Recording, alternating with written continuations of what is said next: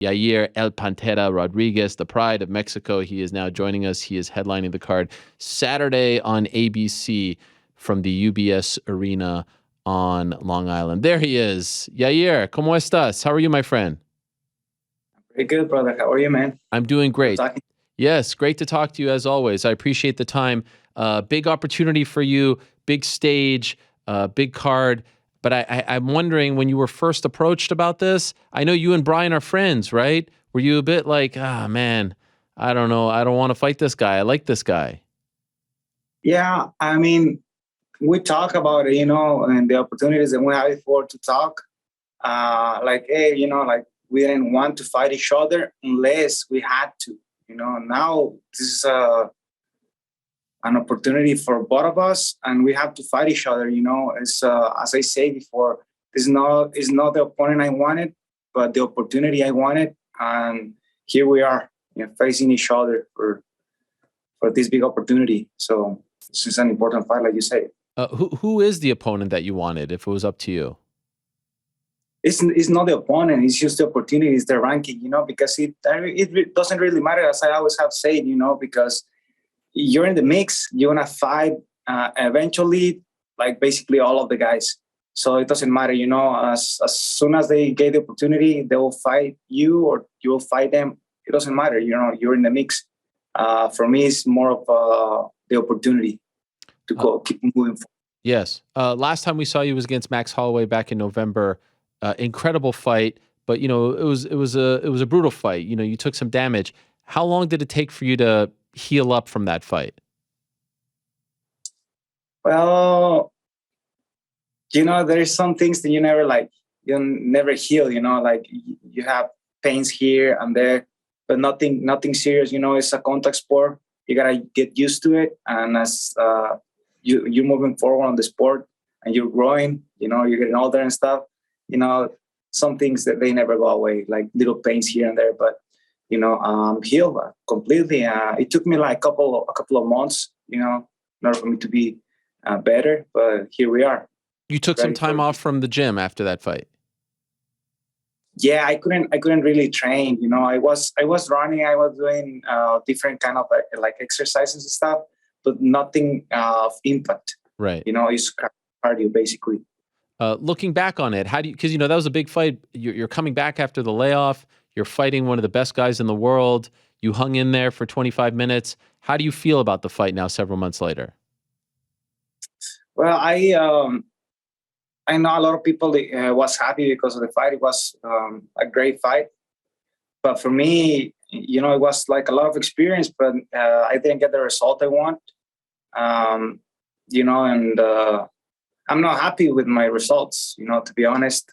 I think that I still need a lot of work to work on myself a lot, learn a lot more.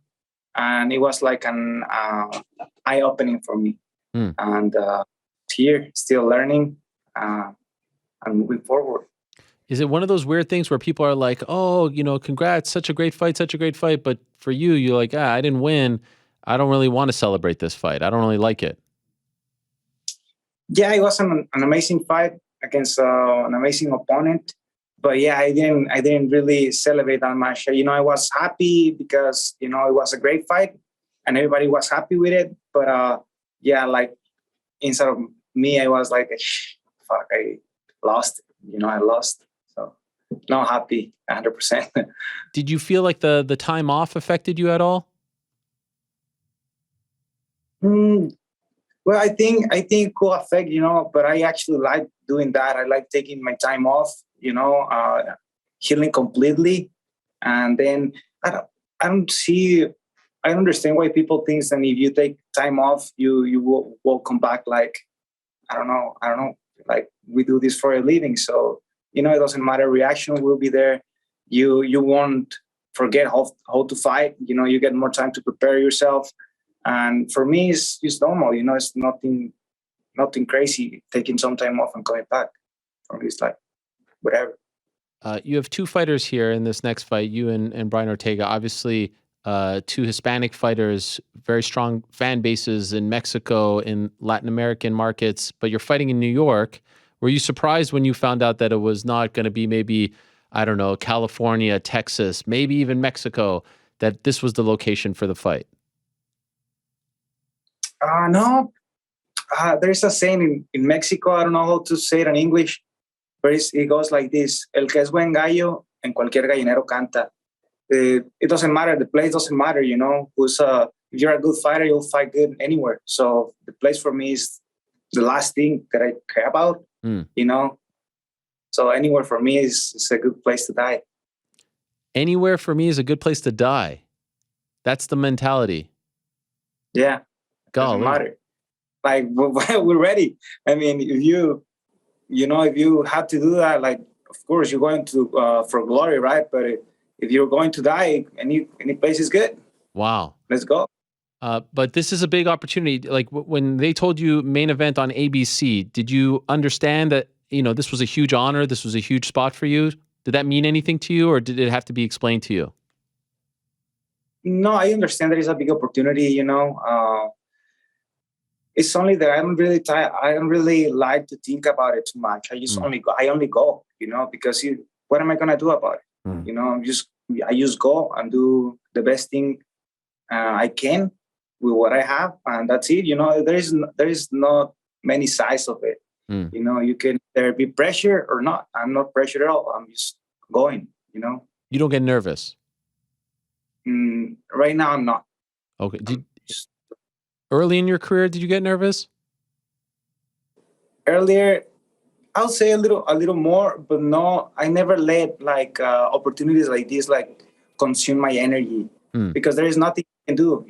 The public is gonna be there, television or cameras is part of your job, so you gotta get acclimated or adjust to it. It doesn't matter, and I like it. I like when public is there.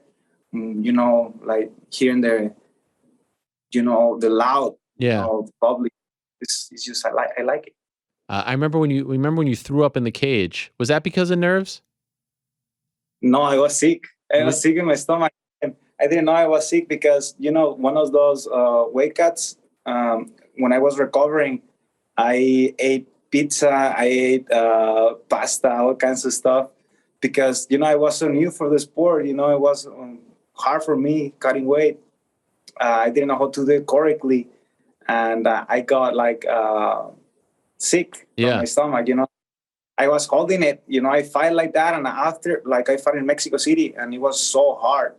And right after the fight, when my body was relaxed and everything happened, I threw up in the cage. But the good thing was right in the moment when Joe Rogan was like, "Okay, let's take a look at the big screen," and everybody like, "Okay, that was brutal. It was gross." Yeah. So in this particular fight with this stuff, stakes and all that stuff, you just block it all out. You focus on the fight. You're fighting a friend. Maybe it's better. You no animosity between you guys, right? There's not going to be any trash talk. It's all good, right? All good. All good. Yeah, no. I mean, I have nothing, no bad feelings towards Brian Ortega. I like the guy, but I think that makes even a better fight, in between each other, because we are more relaxed. So if you're in a relaxed state when you're fighting, I think that's even better than being stressed out. So it's gonna be a great one. What about fighting in the empty Apex as opposed to now you're gonna have tons of people there? You like it more with fans, right? I don't want to be rude or anything like that, but it doesn't matter, It doesn't matter because you're fighting no matter what. You fight by yourself in the street. Like when I was young, growing up, the feeling of fighting is the same. It doesn't change that much whenever people is there or not. If one people is watching or 20 or 120,000 people are watching, it's the same feeling. For me, it's really. By the way, I don't really get. I've seen on your social media these days, you're doing some crazy stuff, man. You're doing some crazy, on motorcycles, bikes, paragliding, all this stuff. What is going on here? Why do you do all of this? I just like it. It's just something that I never had the opportunity growing up of having a dirt bike or anything like that. It's something that I always wanted to do, to learn how to do. And, I always do it with all the protection. And in the sand dunes, especially, so it's soft. If you ever land in the floor or whatever, it's really soft. So there is not much impact or anything like that. But I'm learning, I'm learning slowly how to do it. You're spending too much time with Donald Cerrone. I'm getting nervous about all of this. I mean, this is crazy stuff. You got a lot at stake here. You're on the verge of a title shot, perhaps. You can't be jumping around, flying around. It's too much going on. Yeah, I used live a life worth living. So, yeah. And now you're doing some acting too. No, not really. Actually, Cabo brought me to one of his movies. And he was like, hey, we need some people that want to be in the movie. And I was like, why not? Let's do it. And then I was just like for 10 seconds in the movie and that's it. But not an actor. Okay. I was just teasing with people when I posted that on my Instagram. I'm not really an actor. I have never taken classes of how to be an actor or anything like that. So, no. Were you surprised by the way that he retired? I just hate the fact that I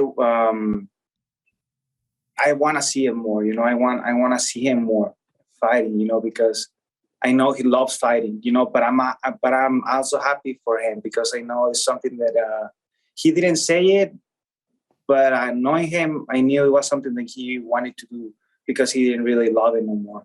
He was tired, and I'm happy for him. Yeah, he's got a lot going on in his life. He's done so much. There's nothing really left for him to do. So I get it. By the way, speaking of retiring, were you surprised? Maybe this one didn't really surprise you, but you've been tied to Zabit over the years. We never got to see the fight, and he retired. Were you surprised when you heard this? Well, I thought he was already retired. I wasn't surprised when I hear like he officially retired. I was like, I thought he already retired. It's sad that we never get to, fight each other because, there was a lot of things in between him and I, and were safe. But, I don't have any bad feelings towards the guy. I wish him the best. I hope he's healthy. I hope everything is going well in his life. And, it's just sad that we never get to settle what we had. But, so it's out. So no problem. That was like the featherweight version of Tony and Khabib. We kept, they book it, excited, falls off, like three times, right? Yeah, it was several, like 2 or 3 times. I don't even remember how many times. Yeah, like 2 or 3 times. Has anyone told you or your management, you win this fight on Saturday, you are next for a title shot? Has that been said to you? Yes, that has been said to me. Yeah, and that's what we're looking for, right? First things first, going to win this fight, and then hit the champ sometime to heal, and go for it. But for now, let's just take it step by step. First things first. July 16, Brian Ortega. That's for now. Just curious, I'm assuming you saw Volkanovski's win over Max a couple of weeks ago. What did you think of his performance? Shit! Wow. Yeah. That's all what I can say. Wow, he looked amazing. It was an eye opening for me too. So I better get ready for that if I wanna be the champion. If I wanna be the champion, I'm gonna have to put some work because he's tough. He's really tough. What was eye opening for you? On his last fights before, he didn't look that well.